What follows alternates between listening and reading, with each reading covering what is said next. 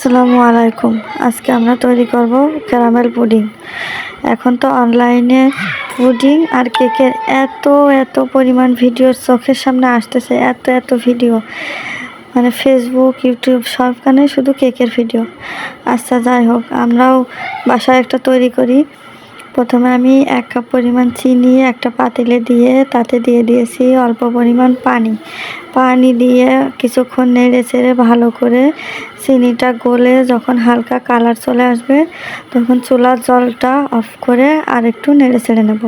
চুলার জলটা অফ না করলে ক্যারামেলটা পুড়ে কালো হয়ে যাবে আর খেতে একদম তিতা লাগবে, তখন পুডিংটা খাওয়াই যাবে না। আমাদের ক্যারামেলটা হয়ে এসেছে। এখন আমরা যে পাতিলে পুডিংটা তৈরি করব সেই পাতিলে ক্যারামেলটা সেট করতে রেখে দেব। এখন আমরা আর একটা পাতিলে 1/2 লিটার পরিমাণ দুধ, বা আপনারা চাইলে 1 লিটারও নিতে পারেন, দুধ দিয়ে ভালো করে ফুটিয়ে দুধটা জাল করে ঘন করতে হবে।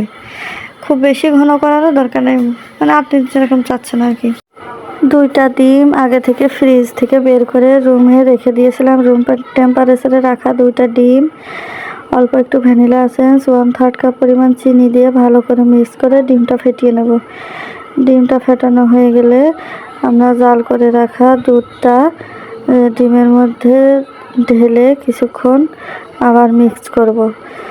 এই মিক্সটা খুব বেশিও করা লাগবে না, অল্প একটু মিক্স করলেই হয়ে যাবে, যেন ডিম আর দুধটা ভালোভাবে মিশে যায়। এই মিশ্রণটা আমরা একটা ছাঁকনি দিয়ে সেকে ক্যারামেলের উপরে দিয়ে দেবো। তো আমরা যে ক্যারামেলটা করে রেখেছিলাম সেটা এতক্ষণে শক্ত হয়ে সেট হয়ে গেছে।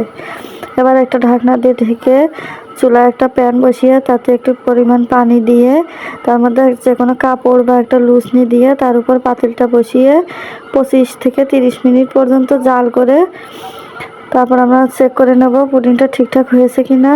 তারপর 1 ঘন্টা পরিমাণ ফ্রিজে রেখে দিলে পুডিংটা ততক্ষণে সেট হয়ে যাবে।